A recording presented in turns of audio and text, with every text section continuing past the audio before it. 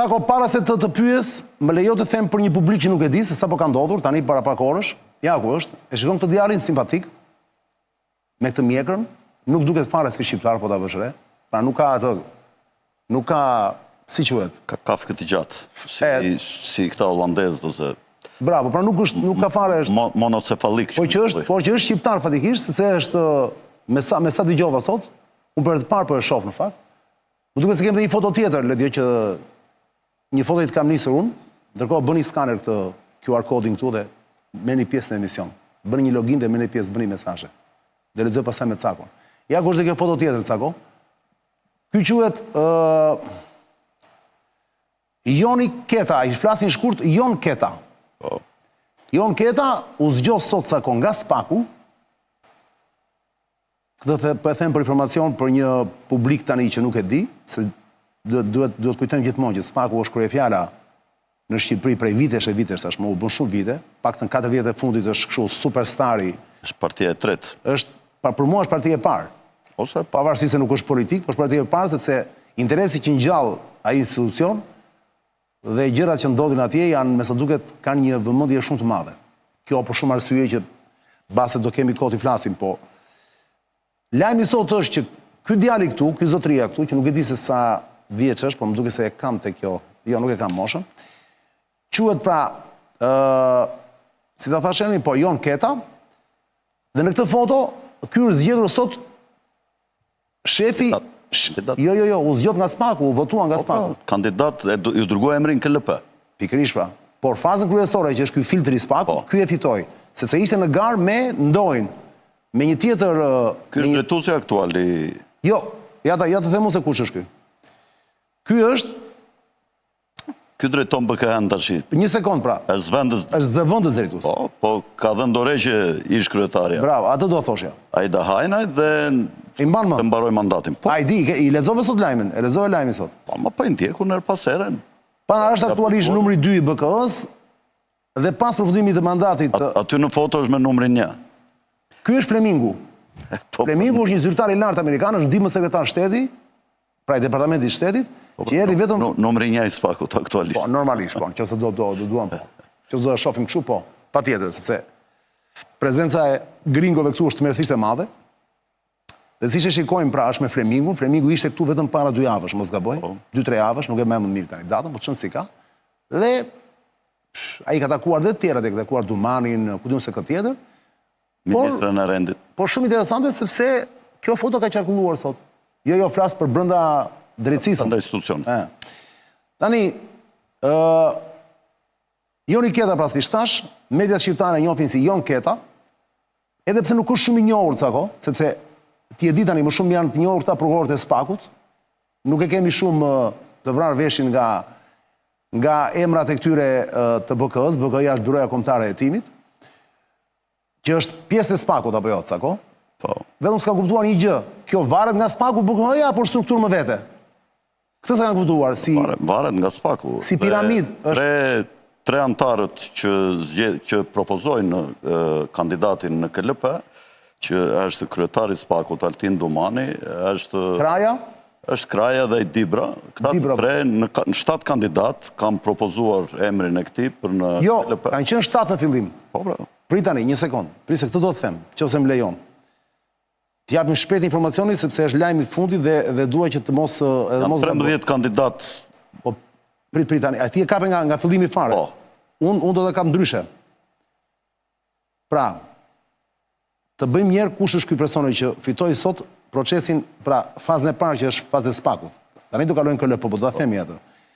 Është numri 2 aktualisht në detyrë i BK-s, pas por është numri 1, ky bën detyrën, ky është kryetari në detyrë tash. Normal, sepse ka lënë mandatin ajo zonja Aida Hajnaj, drejtuesi komanduar në detyrë i Byros Kombëtare të Hetimit. Karriera e Jon Ketës. E Jon Ketës, Ketën e mbaj më po jo si oficer i policisë gjyqësore në krimet e rënda ka qenë. Bravo. Dhe ka kaluar këtu në ka kandiduar për kryetar, domethënë në momentin që asaj mbaroi mandati, ish kryetarës, duhet ishte zgjedhur në korrik, më duket, që i mbaronte mandati asaj, mirë po, është tyrë vazhdimisht emri, ka një luftë të madhe, brylash aty brenda nga gringot, nga politika shqiptare, ku përfshihet sigurisht qeveria, nga Altin Dumani, nga prokurorët e tjerë, të cilët duan të zgjedhin njerëzit e tyre në kryet të kësaj byrosë e timit, FBI shqiptar. Tani edhe babai, thonë mediat, i punon në prokurori, po se shpunon ka një mision etike, më duket, në një institucion të drejtësisë tani, kësaj drejtësisë re. Po ndërkohë, Jon Keta është nipi Mysym Ketës, një personazh shumë i njohur këy në sistemin e kaluar apo jo? Po, Lym Keta ka qenë... Lym Keta, i cili ka jetuar dhe në vitin 1966, më duket. Po, është vrarë me një aksident me motor, me sa e di unë. Jo, më jo. Po, me aksident është vrarë. Po jo, më sa kosi e... është shëzuar me motor, unë kështu e di. Si e motor ma i? Po ishte i vjetër kur ndroi jetë? Si jepte motorit Lymi? Ka qenë i vjetër. Relativisht i ri ka qenë kur ka vdekur. Po dale, me ke ngatroj unë, nga janë këta nga Ketat, nga janë këta? Po këta nga Tirana janë. Pra, mu në ngatroj me atë të Pezës, me gjyshin e... Me ata ka pasur miqësi, me Bab Myslymin ka pasur. Se da i Mysym quaj, pa i quaj Myslym Peza. Keta, po, me Myslym Pezën, me këta... A, ka qenë bashk? Gogo Nushi ka qenë, Beqir Balluku, kanë qenë një grup që jepnin detyrat, edhe ky ka qenë kryesisht atentator, Lym Keta. O? Po, ka bërë shumë atentat. Në shkuptim? Po, kur merrnin vendim ta komunistët për të ekzekutuar, do me Partia Komuniste Jugoslave. A, ti po flet para... Po, para 24. A, po flet para luftës ti? Po, kam bra. Shumë... Pra e ka pas trim gjyshin, trosh më bedi, apo jo? Po, Lym Keta ka qenë ynë të ke njerëzit, do me shumë të guximshëm. Po imo, o Cako, po pastaj Lym Keta, pra gjyshi i këtij që po shohim, pra që u zgjodh sot, që u zgjodh nga Spaku të paktën, emri i tij u zgjodh. Unë nuk e di që ka lidhje me Mysym Ketën, ju po e thoni. Po, është nipi Mysymit, po, sepse ka shkuar që ato media, vetëm nëse është fake news, po nuk besoj. Mysym Keta, pra, po. 1925 kam lidhur Mysym Keta dhe ka ndruar jetën në 1966, ja, kam informacionin këtu. Po, pra, do më thënë as 50 vjetë s'ka që. Kjo me motor që po më thua ti, po më duket e çuditshme. Po, toni që... Me ishte 25-66, sa i bie më burr? Po 66, ishë 25, sa i bie 21. Ka qenë i ri, mor, va? Po. Pyta, ja nuk e di janë këtë histori, shikoj. Kur bënda atentatet ai, ka qenë 24 vjetë, 23 vjetë, ku ti unë sa i bie, do më thënë 25, do më thënë 20 vjetë, 19 vjetë, 20 vjetë. Dhe pasaj, kur ka vdekur, ka qenë 21 vjetë. Ka një hipotezë që mund t'ja kenë... Ka bu aksident në fusharës me makinë, më thot një amiku im, shoferi është dursakt, është gjallë. Po pra, nuk ka qenë në motor, pra. Pra, ky ka qenë pasagjer dhe më thot, ka bërë aksident në fusharës me makinë, shoferi është dursakt dhe është gjallë, thot. Pra, shoferi që ka qenë në ato, pra, ky ka qenë pasagjer. Ja vlen të verifikohet. Unë e di ka për aksident në motor dhe me sa mbaj mend kam lexuar diçka para shumë viteve, ku idhe një hipotezë që mund t'i kishin sajuar atë aksidentin për shkak se Lym Keta kishte një influencë të madhe në zonën e Tiranës dhe unë e di që janë edhur hipoteza që Enver Hoxha me grupin e vet nuk deshin domethënë njerëz shumë të fuqishëm që kishin ndikim. Pse nuk i kishte mirë punët me Enverin? Po ka qenë kështu, domethënë njeri që nuk shtrohet. Ka pasur pavarësie.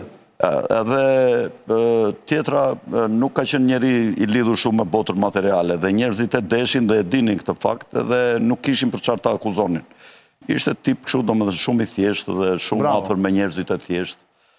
Rinte, më duket se në mos gaboj ky ka qenë bashkë me Kajo Karafilin dhe të dy së bashku kanë bërë atentate dhe më duket se të dy bashkë kanë vrarë dhe Osman Balin, një nga njerëzit kryesorë që kishte Esat Pasha dhe i cili akuzohet edhe për vrasjen e Pashait të Shkodrës, Pashait Kurt Hasan Riza Pasha, Osman Bali, dhe akuzohet edhe për influencë të madhe në politikën shqiptare dhe në vitin 1920 kur u vra Esat Pasha. Ishte njeri që kishte fuqi. Kush? Për këtë thua?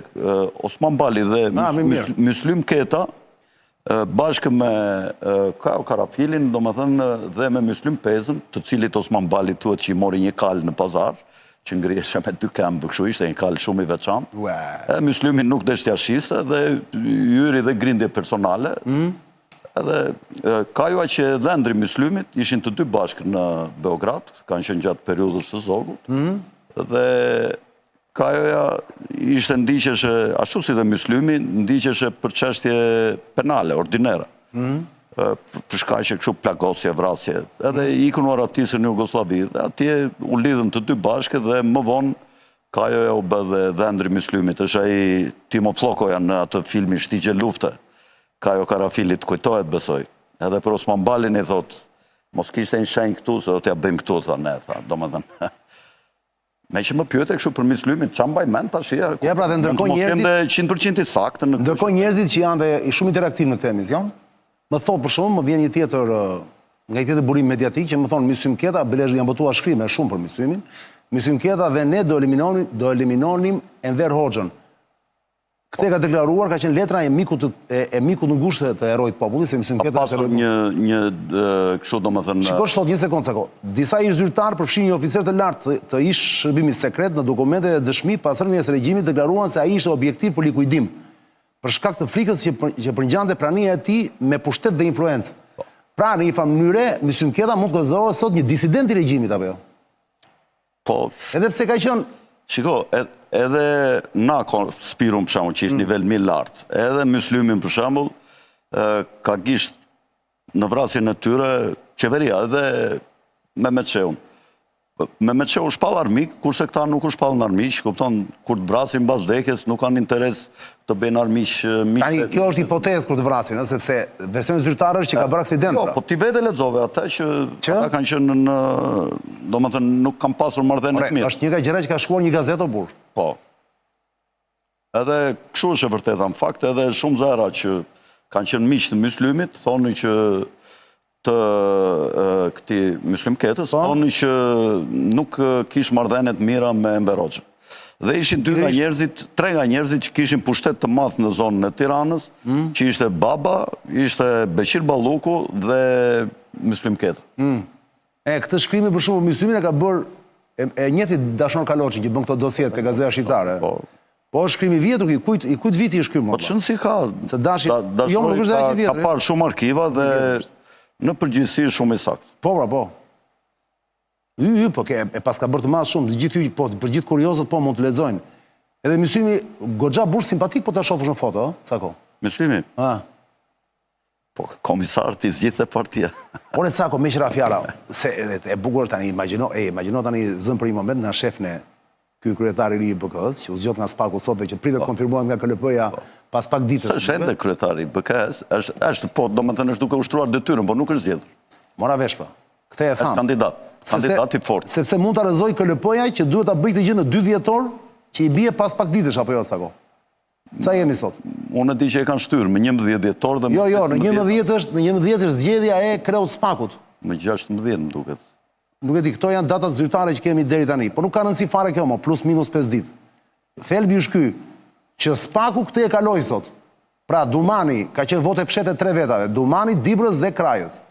Tani ky ishte në Arbendoj, që është një kandidat tjetër, kanë kaluar atë testin e poligrafit që quhet. E kanë këta. Ç'është ky testi poligrafit? Dhe amerikanët. Po ky poligrafi është një lloj aparature që të vihet edhe të mat presionin e gjakut, rrafjet e zemrës. Kur të bëjmë pyetje normale, për shembull, emri, mbi emri babait, sa fëmijë ke, ti përgjigjesh në një mënyrë normale, ndërsa kur të pyesim për një diçka që ti do të gënjesh, truri jot fillon përqendrohet më shumë dhe kërkon më shumë gjak që të funksionojë në mënyrë më të zhdërvjellët dhe fillojnë rritet ritmi i zemrës. Dhe në këtë moment poligrafi, domethënë shikon që ka një anomali dhe që dyshohet që ti je duke gënjur. Është ajo pa testi të vërtetës. Po, është testi i vërtetës. Ky quhet poligraf. Këta me sa di unë e kanë marrë nga amerikanët. Ky dhe Arbendoj, po e kanë kaluar këtë testin e poligrafit. Janë 7 kandidatë tash, janë dhe 5 të tjerë që do kalojnë në Jo, kanë mbaruar ajo. Ja skualifikuar ata. Po pra, 5 veta, kanë mbetur vetëm këta 2. Këta 2, ikën ata ishin 7, ikën 5 vetëm 2. Njëri është nga policia ky Arbendoj, ka qenë shefi këtyre i luftës kundër korrupsionit dhe i krimit të organizuar në policinë e shtetit, kurse ky vjen nga SPAK-u, nga BKH-ja. Po duhet të jetë luftë e madhe bryrësh atje për ta kapur postin, sa ka apo jo? Si në çdo sektor, Xhanëm, nuk kurse është ndonjë gjë e veçantë.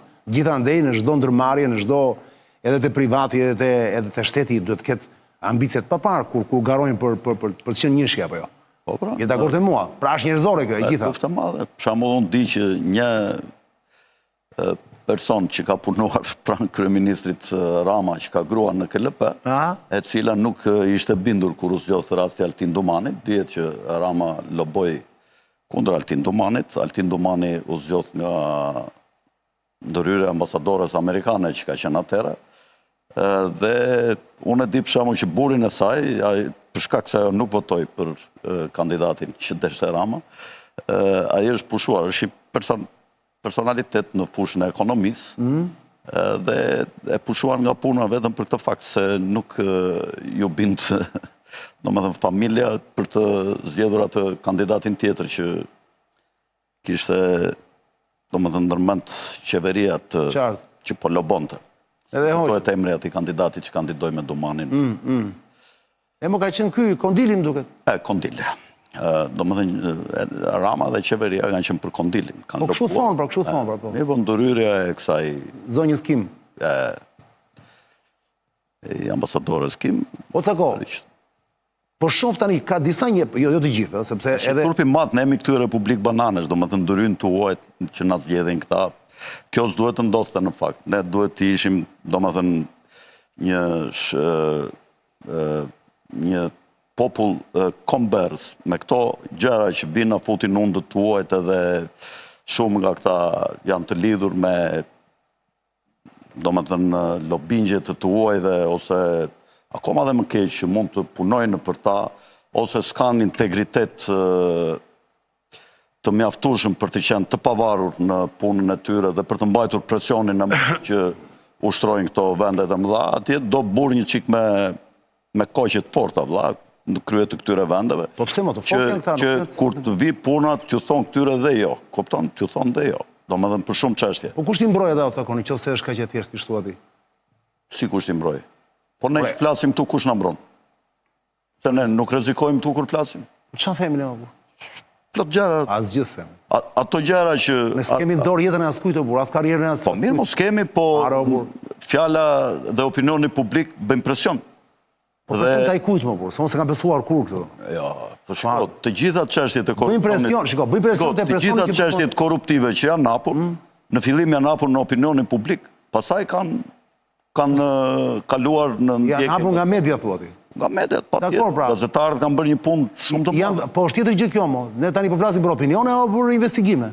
Po mirë, po. Si të gjë kur kap një investigim vëlla, jo po. Shumë media, ata shqetësohen atje ke SPAK-u dhe fillojnë e trajtojnë çështjen. Po se më vetëm ata shqetësohen. Çdo që prek media, mo vetë mjekët, vetë avokatët, gjithandaj të gjithë shqetësohen. Pra këtë po të them që ata që preken nga media në fillim janë të shqetësuar shumë nga media, pra dhe ne jemi të rrezikuar.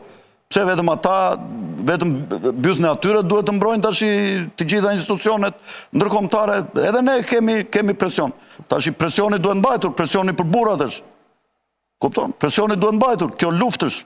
Ne luftojmë për emancipimin e shoqërisë, luftojmë të hedhim dritë në skutat e korrupsionit ku vidhen parat e njerëzve, media. Dhe ne rrezikojmë. Kush na mbron ne? Ja, unë do dal tash, ti do dalësh, kush na mbron? Na mbron njëri? Po pse më, ore zotëri, edhe njëri ke gabim. Na mbron drejtësia. Jo, pra jo. Domethënë drejtësia atyre që themi, jo drejtësia që themi. Nuk të gjen gjë nëse ti nuk fut hundët atje ku s'duhet. Për opinione nuk të ngasmon. Si quan ti fut hundët atje ku s'duhet? Ore, po gazetarija po të nëse ti merr një informacion që ka dëmtim të interesit publik si gazetar që je. Si e konsideron ti? Duhet ta shpallësh ti, apo duhet ta mbash të fshet? Nëse kjo përbën rrezik për jetën e kujdo që e ka atë informacion, ai duhet ta peshojë valla. Po. Por isa gazetar pritën, ore, ç'është kjo tani, do fillojmë qajmë për këtë tani, pse sa mbrojmë? Isa gazetar pritën për bota. Jo, nuk qaj unë. Jo ti, jo. Ti po qam për ata se thua që kush do t'i mbrojë ata, po. Jo, po kush do t'i mbrojë pastaj? Mbroj veten. Ore, një sekondë ata nga kush kërcënohen sot valla? Si nga kush kërcënohen? Nga krimi kërcënohemi edhe ne. Fal, kërcënohen nga krimi organizuar dhe nga korrupsioni qeveritar. Je dakord me mua? Dhe nga njerëz që bëjnë korrupsion. Dhe nga shërbimet sekrete tuaja. Kto i kërcënojnë më shumë? Qoftë ata nuk i dëgjojnë, atyre o kanë frikën ata. Më shumë, se sa... Këtyre të vendit si au kanë, po, Shumë pak. Shumë pak. Ta kanë fjane që mua më duke normale që një strukturë e specializuar, pra speciale si që është kjo, SPAK-u, GKK-ja, BK-ja, këto, nuk më duke normale të mos kishin mbrojtje, dhe mos kishin, ku diun, rrogat larta, mos kishin, ku diun, këshu, që bëjnë këto erbasere. Shiko, reziku i tyre është mi madh se reziku tonë. Pra, ne po them, kote fut të istë tani, se... A mano burë? O cako, ke seriozisht tani ti jo burë? Shiko, në qovë se ti je drejt në punë, në detyrë. Po se nga smon njëri burë tani, leje po të ishit drejt o burë. Se nga smon njëri po të ishit drejt o burë. Po pra, këta po them unë. A, ku fjanë për gazetarët them unë, mos. Këtu gazetarët vënë më shumë gjoba, o cako. Edhe prapë si nga smon njëri. Ore cako, këtu... Loj gazetarë. Këja gjovënës, mor cako, shumica, mor burë. Ti e di shumë mirë. I ke parë ti nga smon njëri, vla. I ke parë. Ik provohen këto vendet e Europës, gjasme demokratike që po flasim ne. Ik në Greqi, në Itali, ik në Francë. Shiko se ç'bëhet.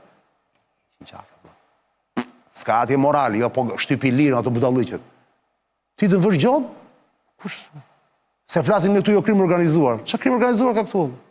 Ik provoj atje, ik. Ik të futesh në një vend që është ke kaluar vinë e kuqe. Ti ikën koka, I keme raste, do t'i japë raste tani, ma fund. Ande është krimi mi strukturuar. Edhe s'po flasë për vënde të botës tretë, po flasë për BN, vlla, të vënde të BS.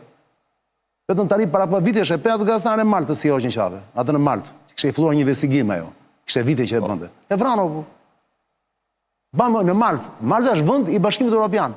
Në Greqi, ndodhin e paserit i Shumë gazetarë që kanë sakrifikuar jetën e tyre. Pra, më kupton çfarë po them, nuk jam kundër kësaj që thua ti. Po kujdes, nuk vret njeri për opinione, se thot Sako shumë që unë jam kundër kësaj ose kundër asaj, apo jam pro kësaj, apo bën Sako një ironi. Jo, opinione, incineratorët I kanë zirë media në fillim. Ja, prap. Po, prap, nuk kanë opinione. Media në Shqipëri kanë zirë shumë afera korruptive e para. More Sako, edhe njerë, pra, kush është ngacmuar nga mediat, pra? Kush është ngacmuar? Kush I ka kujt, më thuaj të një gjë. Shiko. Se nuk I nxjerr media, ti ngatrohesh, vlla. I nxjerrit klanet brenda pushtetit.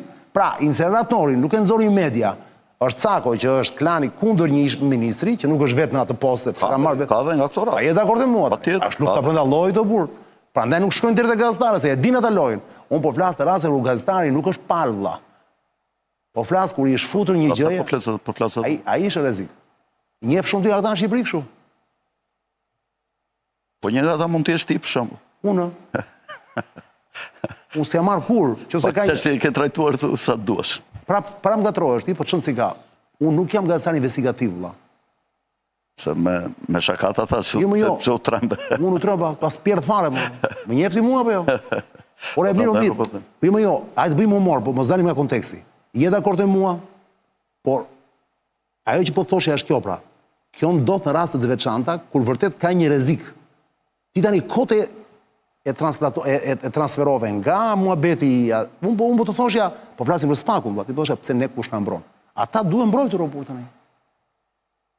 Se nuk duat të kundërshtoj kot, më jo, thjesht për debat. Kryetari I SPAK-ut, për shembull, me sa di unë, nuk them për Altin Doman, ne kryetari I SPAK-ut, për shkak të këtyre proceseve që kanë nisur tash penale në nivelet e larta të politikës dhe të krimit të organizuar, si duket kanë ndjerë trysni dhe kërcënim dhe janë marrë me sa di unë 8 punonjës të gardës dhe po trajnohen në Budapest në një qendër amerikane që është specializuar për mbrojtjen e njerëzve të rëndësishëm. Po pra e pasha të lajmin, po. Me që ma kujtove vetë. Janë tërprojat e këtyre, pra.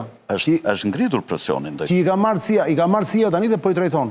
Se shërbimi sekrete po I trajnon. Është ngritur presionin. Sa ko si e parashikonti, me që jemi të parashikimit, po para parashikimit, la, do bëjmë... Ole dio, kemi gjithë pauzë sot ne? Po e kemi. Mirë, atëre digjo, se nuk do ikim nga këtë temë, do vazhdoj 5 minuta, nga kjo fabula se është lajmi I fundit. Sa ko vetëm 1 sekond, keqen. Bëjmë gjiron Dorelan dhe rikthehemi. Miq po ju kujtoj, urgjent kam bet dhe pak ditë. Qose doni që të shpëtoni nga dhimbjet e mestit qafës, se ku diun se çfarë kurizte, këto shkoni urgjent, vroni dyshekun, ja u kam thënë 100 herë. Keni urje çmimet përpara, tani është momenti I Black Friday. Mezi e them anglisht, e prente e zezë, e dini ju, kjo e prente e zezë që unë çmimet ka 50%, çmimet e dysheket 30% te këto gjërat e tjera, krevati, ç'a s'ka që ka të bëjë me gjumin. Shkoni urgjent, cilësia perfekte, materialet brenda dysheku, nuk po ju them, futuni në internet dhe shikojeni, është perl. Quhet Dorelan dhe është një super brand italian që ka mbi 55 vjet përvojë edhe mbi 2000 dyqane në gjithë botën. Është perl. Ja u jep dhe dyshekun madje. Provoni një muaj, po si pëlqeu e ktheni prapë. Dorelan e gjeni ose përballë Deliorgjit, kompleks Deliorgjit dhe rruga Kavajës, ose në autostradë Tiranë-Durrës kilometri 12 tek qendra Prestige Home, ose te -1 te Tegu, ku fusi makinën poshtë në garazh, pa të shikoni duke dyqani atje, perl me xham. Bravo Dorelan, dormire bene, vive remedio. Të flësh mirë, të jetosh më mirë, është slogani i Dorelanit. Kthehemi dhe prapë te Cako me titullin Fabulet jo. O Cako. Ore se më kujtua tani, nga që janë shumë edhe në drejtsinë e re. Dakor, në këtë sektorin e drejtësisë së re. Para se të fillojmë të e di që ndroi jetë sot Shpat Kasapi apo? E pra e mora vesh më Cako. Ti e ke pas tu shpesh. Dhe duhet i themi ngushëllime familjes vet, unë nuk i njoh familjen e vet, po Shpatin e kam pas në studio është pa fund. Ngushëllime. Bëre miq ma kujtove. Po ti e ke pas tu vazhdimisht edhe e kisha ndërmend të thesha. Wow, 40 vjeç atak në zemër. Po. La një fëmijë tim, një djalë më duket. Janë shtuar shumë këto ataket mbas vaksinave, janë shtuar shumë të Covidit. Kishte bërë dy vaksina në dienin time të. Po çfarë tha ju ka bërë? Po, ufot. Nëse më çon si ka kjo, nuk e dim tani Cako, mos i futemi në asaj pjesë. Tashi, unë po të them që kishte bërë 2 vaksina. Ti a e pe unë njoh shumë njerëz që s'kan bërë vaksina fare dhe që i ka vdekur me atak. 40 vjeç nuk ka atake në përgjithësi. Ore larg qof, po të deri 52 vjeç nuk ka atake. Ore larg qof, po të ndodhi ty, e ke menduar ndonjëherë? Çfarë do thonë njerëzit? Më ndodh kur mua. Po ku e di ti mo? Probabilitet 0. Pra është me gen. Probabilitet 0. Pra është me gen atëre, ka arsye tjera. Patjetër. Mua të gjithë meshkujt e shtëpisë më rojnë mbi 90 vjet. Pia të ndodhi larg qof më Cako. Nuk ndodh kur me mua. Prandaj them mos i ka që sigurt për gjërat më. Nuk ndodh kur me mua e para. E dyta, unë s'kam bërë vaksina. Tash ti mos u tram se ti një ke bërë dhe mund ta kalosh. Jo, të ktheva monedhën se ju morim një gazetar këtu ke MSN, juve të gjithëve ju çonte ti bënit nga ato fringo të reja në Beograd. Ç'thua mo? Ka çuar edhe këta, më duket. Këta oligarkët. Unë si isha në mësën në kohën. I bënin në Dubai këta oligarkët. A i do flasim për Covidin tani? Takova një oligark sot. Një sekundë Cako, se kisha një. Ja dhe këta. Takova një oligark sot rastësisht në një vend. E më dha dorën, e di si kishte dorën si për fëmijë 2 vjeç. Po e di unë kush është ai. U çudita. Merë, e di unë kush është ai. Po s'fja themi emrin se. Nuk është etike, po e di kush është. Po ai është një nga më të mëdhenjtë në Shqipëri. E ke pas dorë të vogël? Domethënë i morën me qafi. Tani dorën ai ka pasur kështu edhe para Covidit, Cako, se e njoh unë. Si? Këto oligarku që thua ti ka pas të njëjtën dorë edhe para Covidit. Po, dakor. A do të thënë fjala jote vlen më shumë se timja. Po flasim për të njëjtin person dhe fjala ime nuk duhet të ketë. Po ti se di se për këtë them. Po për të njëjtin mor burr. Ndoshta mund të. Flet dhe dialektin tënd tani, vjen keq o burr? Jo. Shi si thotë jo kot. Shi si kamuflohet. Mos më kërkom shumë të dhëna tash. Ledio, një sekond. Mbaj një sekond tu sense. Kanë sa gjëra në programun që do të respektojnë. Ti je njeri i mirë, ti mirë kupton mua apo jo? Se kam edhe informacione utilitare përveç aktualitetit. Ledio, bëjmë një xhiro i kthehemi prapë me Cakon te kjo çështje, po bëjmë xhiro në të lutem ju themi njerëzve që mos futin çdo lloj zorre kur ecin në rrugë, sepse çdo lloj zorre përdorin për ta futur makinë dhe shkatërrohet makina. Dakor, do shkoni vetëm te SPO Ili, shikoni, është një perlë e paparë. Benzina dhe nafta është 100% e sakt dhe e vërtet. Nuk është fake. Kujdes se ju morën i qaf karburantet mashtruese gjithandej lart e poshtë. Dakor? Do mos këto karburante këtyre gjasme të mëdhenjve. Kupton ti? Kujdes me ata. Sa më larg. Shkoni këtu vlla. Janë dëshmitar vetë dhe shumë miqtë e mi, me qindra miqtë e mi, që kanë çuar makinën këtu, kanë shpëtuar. Provoni. Ja u them publikisht, ju dini që ju them gjithmonë të vërtetën. Quhet SPO Oil, bravo Said, the fuel of champions. Është karburant i kampionëve. Bravo Said. Rikthehemi Ledio. O Cako, dëgjoj Arianin. E fundit fare, po shumë shkurt do ma thuash. E di që ç'është e gjatë. Erë pasere është ngritë në media kjo histories e njerëzve që janë sot në SPAK, nuk e di për këto gjukatat e SPAK-ut, për GKK nuk e di se kush janë atjes. GKK-on. Për GKK-on, po. Dhe është përhap, është ky perceptim që shumë nga njerëzit, edhe në KLP, shumë nga njerëzit që janë këto organe drejtuese të drejtësisë së re, vinë si thuash janë trashëgimtar, ose kanë punuar vetë, ose janë trashëgimtar nga Sistemi kaluar. Dhe mua më shkoi në mendje, thash ta pyesë Ercakon, jo për të bërë një emision të tërë, se nuk është kjo tema, e kupton, po me që jemi brenda kësaj. Ta pyesë Ercakon, thash, ore, vazhdo funksionon Katovica, mo jemi akoma nën Katovic? Ti e beson Katovicën së akoma, apo është komplet një trill i papar? Ti se besoj, Partia e Punës qeverisë akoma, ajo ka qeverisur 35 ditë. Që është Katovica? Është ndarë në dy pjesë. Që është Katovica për ata që e dëgjojnë dhe nuk e kuptojnë? Që të me thënë Katovica? Katovica është... Mund të ma shpërgosh në fjalë thjeshta? Që është kjo histori? Në vitin 85-86, Mikhail Gorbačovi, duke parë që kur erdhi në pushtet në Rusi, kryetari Partisë Komuniste të bolshevike të Rusisë, duke parë që sistemi nuk po funksiononte dhe ishte duke rënë, bëri një mbledhje sekrete me të gjitha këto me këta liderët e lindjes dhe përcaktoi një strategji se si komunistët do vazhdonin të mbanin pushtetin në rast se do të kishte një tektonik të sistemit, duke kaluar nga sistemi komunist. Një tektonik plaka është quhet. Po, duke ndryshuar baza dhe superstruktura, baza quhet pronësia mbi pasurin e patundshme, kurse superstruktura quhet institucione drejtuese, dhe duke kaluar në pluralizëm pra do ndryshonte superstruktura, baza duhet ngelet prap tona, po duke kaluar në privat, ne do kontrollojmë gjithë jetën ekonomike të vendit dhe do ta kemi ne prap pushtet. Pra ka qenë skem. Dhe Ramisalia thuhet që ka bërë një plenum dhe ka mbajtur një në vjushmëri të Katovicës, sepse Shqipëria nuk bënte pjesë as në traktatin e Varshavës. Jo, dori, ose s'bënte, po dori. Kishte dalë që më 68-ën.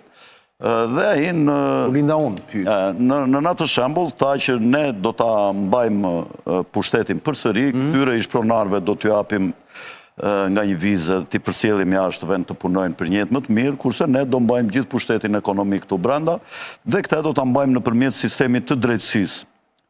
Sistemin e drejtësisë do ta kontrollojmë ne, do t'i mbajmë të ende në përdyert e gjykatave me dekada me ca letra në dorë, dhe në fund, pronat e tyre do t'i grabisim, do t'i marim ne.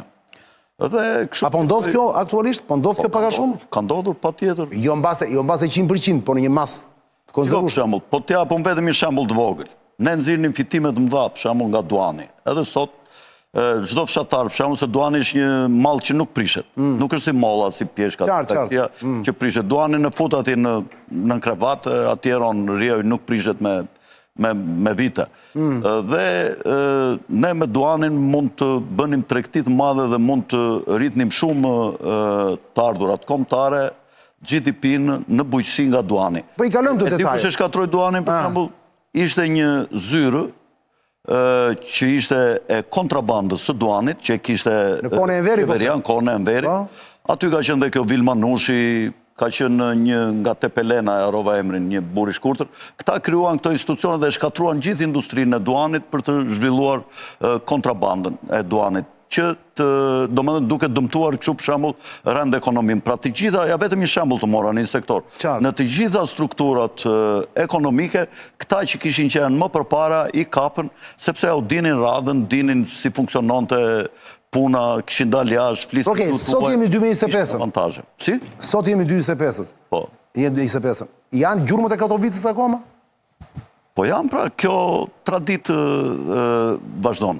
Ka rënë ajo urrejtja midis klasave të përmbysura në vitin 40 se ka kaluar, po ka rënë. Është fashitur. Ka rënë, nuk është siç ishte në vitin 91-92, ku këta kishin shpresë dhe nga që kjo shpresa po realizohej, kishte mbledh, kishte tension.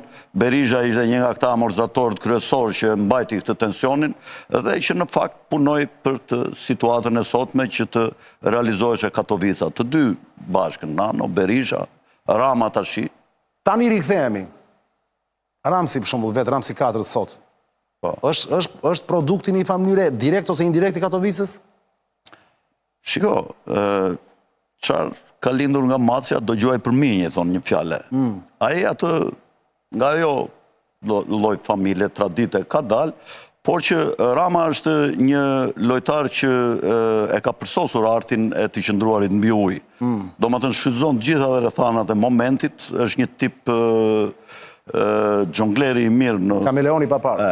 Dhe sipas situatës ditë të xhonglohet, të mbajt topin, dhe nuk çan kokë shumë kështu për këto gjëra, domethënë. Për ta mbyllur këtë Cako, këtë me që kishim këtë fabulën e re sot që u zgjodh ky Keta.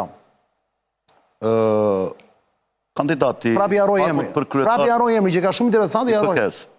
Jo, i haroj emrin Keta. Ky Jon Keta. Joni. Tani vlla, pyetja ime është kjo. Ti vetë, se unë këtë debate kam me shumë personazhe, dhe të njohur dhe të panjohur. Ti vetë si mendon vlla? Janë gringot, kur them gringot me përktheli i quajnë gringo, janë amerikanët mbrapa Sfakut, janë ata që e mbështetin Sfakut dhe që në një mënyrë i thonë, po, vazhdo, pa merak, ose këtu kujdes, jo, prit njerë, se është herët. Këtu bjeri, këtu mos i bjerë, pra. Dhe amerikanët dhe evropianët, edhe ka një Prita një sekundë, sepse kundërshtarët e kësaj teze që thash unë, thonë jo vlla, nuk ka lidhje fare, mos shiko ato janë aparenca, thonë. Është ambicia e njerëzve që janë, thotë, sot në SPAK dhe në BK dhe në këto, në BKH dhe në GKK, që duan, thotë, dhe kanë pushtet, thotë, dhe duan të përdorin. Jo, pra, unë mendoj që janë. Ti mendoj që janë. Se dhe ky është debati i madh. Edhe në këto goditet e fundit që po bën SPAK-u janë mbrapa amerikanët, për mendimin tim. Por më pyetja është e thjeshtë. Dhe problemi, po ta them vetëm me një fjalë, pa hyrë se kemi në temë, goditjet kanë filluar për shkak të Porto Romanos, sepse atje ka qenë një kompani amerikane që nuk fitoi. Jo. Atje ka qenë një holandeze, një franceze më duket. Një holandeze dhe belge, ka qenë një franceze, një italiane. Vënësia. Dhe ka qenë kjo që ka ngelur e vetmja, që është me selin në Hollandë, po në fakt është në Qipro. Atëre s'ka pas kompani amerikane në Greko-Qipriot. S'ka pas kompani amerikane në Porto Romano, në tender që u ashtu. S'ka patur, po amerikanët ndoshta kanë dashur që ta merrte një nga këto kompanitë e tjera. Tash ta lë me kaq të bisedë, sepse kjo është arsyeja, nuk është goditur Belinda për gjëra të tjera. Dhe mos thash për Belindën, unë nuk e kisha mendje fare atje. Unë flasë përgjithësi. Procesi kisha në fjalën në fundit. Po pse më Erion Velia çfarë s'kishte dhënë që e godit tani Cako? Se kjo bie kjo pra. Çfarë nuk kishte dhënë amerikanëve Erion Velia valla? Ma thuaj pak tani. Se nëse marrim këtë të vërtet, atëre bien kundërshtim me tjetrën. Ku kishte prishur punë Erion Velia valla te amerikanët? Ishte mik me gjithë dynjan. Për çfarë? Ramën e udhëheqin një klan, një sekt që fut që quhen Çabat Lubojević. Dhe personi që qëndron brapa Ramës, ose ai që i mban portofolin, është një Ron që jeton në New York. Ndoshta si ka pas marrëdhënie të mira me Erionin, edhe nga ndikimi i Ramës mund të jetë marrë vendimi për ta goditur. E para, Rama pse ka dashur që të goditet Erioni? E para se e shikonte që ishte njeri që se kontrollonte dot në qoftë se Rama do dilte në opozit dhe mund të japte probleme Ramës. E dyta, Rama do të vazhdoj karrierën më gjatë, ai mezi priste që t'ja merrte, më kupton, ishte pra shumë jetur për të qenë atë vrasës. Duke kishte ambicie. Ishte etje të madhe. E fshinte, do të thënë nuk e tregonte shumë, mundohej ta fshinte, po ajo dalloi po. Dhe të gjithë këta faktor bën që fuqia e Erionit, ai krijovi një lloj lidhje me Kamala Harrisin. Pra atëherë nuk janë amerikanët pra. Atëherë që ka faktori i brendshëm këtu lokal, Ramsi 4 atëherë. Ta thash. Sa po ma the? Kush e drejton Ramën?